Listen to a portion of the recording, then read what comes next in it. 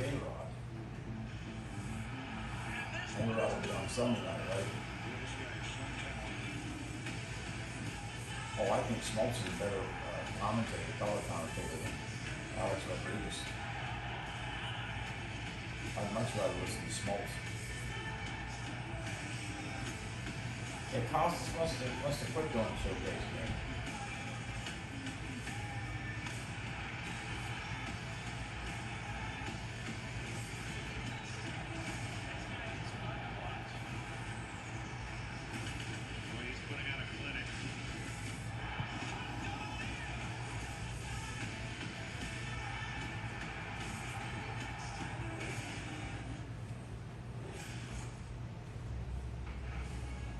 A beautiful day for baseball in Southern California as one of the hottest rivalries in the game continues in Los Angeles. Fans making their way into Dodger Stadium through the new center field gate, ready for a clash with one of their regional rivals. Well, welcome to the MLB Network Showcase presented by Chevrolet tonight.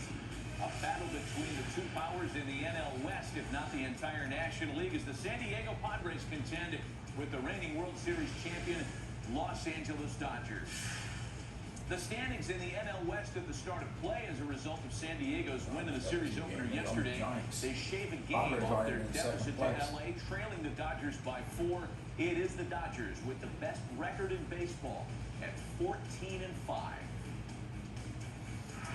Welcome inside Studio K with John Smoltz, Matt Vasgersian. We're ready for a good one here tonight. This was billed as the big matchup all winter long, and so far they have not disappointed. The Dodgers and Padres have split 4 games, and in each one of them, John, the 8th inning has arrived in a 1-run game. It's been really close. It really has. You know, rivalries are only as good as the teams that play each other. Some of the time they got to win, right? Well, the Dodgers have dominated. This is a different decade for the Padres. And I think, to what you mentioned, every game is so much anticipated, and I think the Padres are ready to think that they can play with the Los Angeles Dodgers, obvious defending champs. They can sure pitch with them, and the starting pitching matchup that we've got tonight is a rematch of what we watched on Saturday when Yu Darvish and Clayton Kershaw got together in a pitching clinic. They were on their game. I mean, offense has been difficult all the way up to the 8th inning for every game. And I think for each pitcher, I think they can repeat the performance. Rare do pitching matchups live up to the hype. Well, every one of them has, and this one certainly does disappoint. Look for each pitcher to not change anything. It's up to the offense to make adjustments, and it might be the team that gets 2 runs wins the game tonight.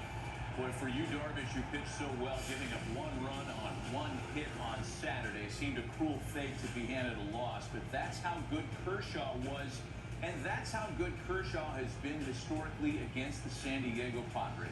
42 career starts, including last year's postseason affair, the Division Series game.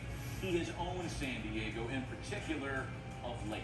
Yeah, well, Clayton Kershaw's gone to the Hall of Fame, but those numbers are ridiculous. I mean, that is a team that, for the most part, wasn't the team that we're going to see for the next 5 years. So it's going to be very interesting to see how the Padres offense compares. But 15-1 is 15-1.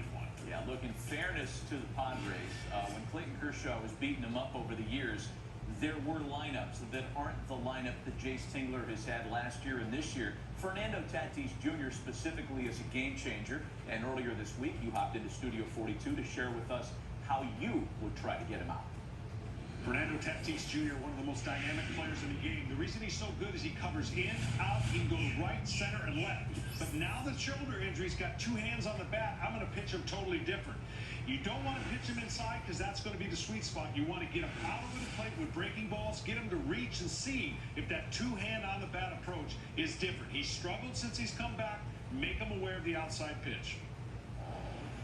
A little bit more detail on Tatis's year, courtesy of StatCast, powered by Google Cloud. Yeah, these are all the swings and misses this year. I know it's early, and one of the things that he's not been able to do is make contact like we've seen him. And look for Kershaw to pitch him actually down and in and on the inner half of the plate, because that's what Kershaw does well. For Tatis, I think he's going to get used to it. In another week, we won't be talking about this.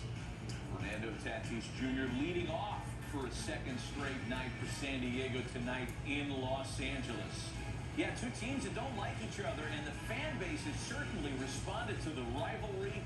We're back with the starting lineups and pitch. Padres and Dodgers coming up next.